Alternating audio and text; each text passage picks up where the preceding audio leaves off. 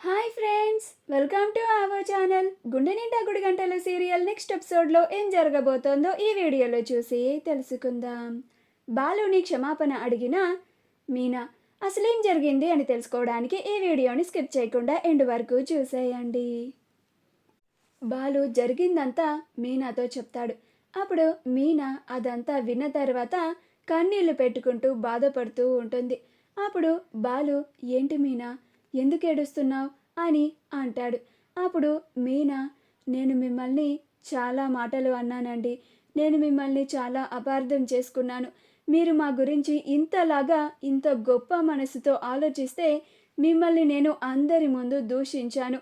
రాజేష్ అన్నయ్య ముందు మిమ్మల్ని అనరాని మాటలన్నీ అన్నాను. మీ మీద నమ్మకం పోయింది అని కూడా అన్నాను. చాలా తప్పుగా మాట్లాడానండి, నన్ను క్షమించండి అని అంటూ ఉంటుంది. అప్పుడు బాలు, మీనా, ఇదంతా నీకు తెలియకుండానే నువ్వు కోపంలో చేశావు కదా.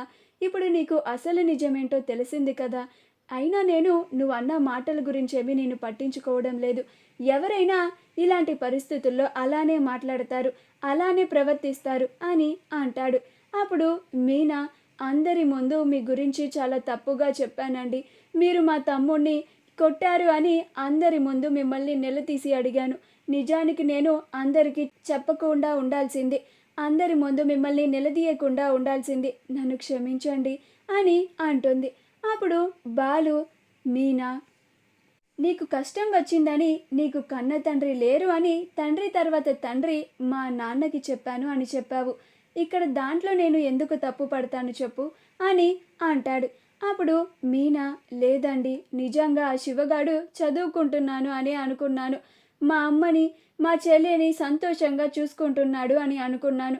వాడు ఇలాగ రోడ్డు మీద పోకిరి వెధవలాగా తిరుగుతున్నాడు అని నేను అస్సలు అనుకోలేదండి. ఈ విషయం మా అమ్మకి తెలిస్తే మా అమ్మ గుండె ఆగిపోతుంది. మా అమ్మ మా శివ మీద చాలా ఆశలు పెట్టుకుందండి.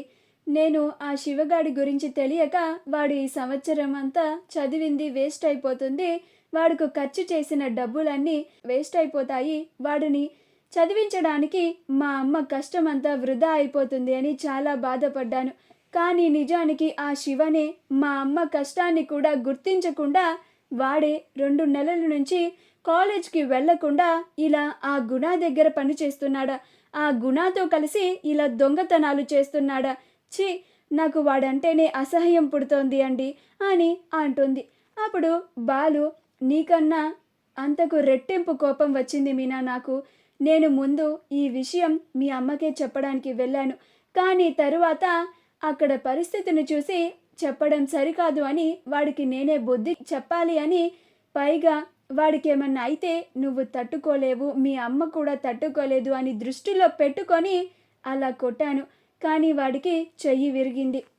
వాడికి అలా జరుగుతుందని నేను అసలు నిజంగా అనుకోలేదు మీనా అని అంటాడు. అప్పుడు మీనా, మీరు సరిగ్గానే వాడికి బుద్ధి చెప్పారండి. వాడు నా కళ్ళకి కనిపిస్తే ఇప్పుడు వాడి చెంపలు 2 వాయిచ్చి సరిగ్గా బుద్ధి చెప్పేదాన్ని అని అంటూ ఉంటుంది. అప్పుడు బాలు, ఊరుకో మీనా, చిన్నపిల్లవాడు కదా, వదిలేసాయి, ఈ ఒక్కసారికి వదిలేద్దాం అని అంటాడు. అప్పుడు మీనా, ఏంటండి వదిలేసేది అని అంటూ ఉంటుంది. మా వీడియో కనుక మీకు నచ్చినట్లయితే లైక్ చేయండి, షేర్ చేయండి, మా ఛానల్ని సబ్స్క్రైబ్ చేసుకోండి, పక్కనే ఉన్న బెల్ ఐకాన్ని క్లిక్ చేయడం మాత్రం మర్చిపోకండి.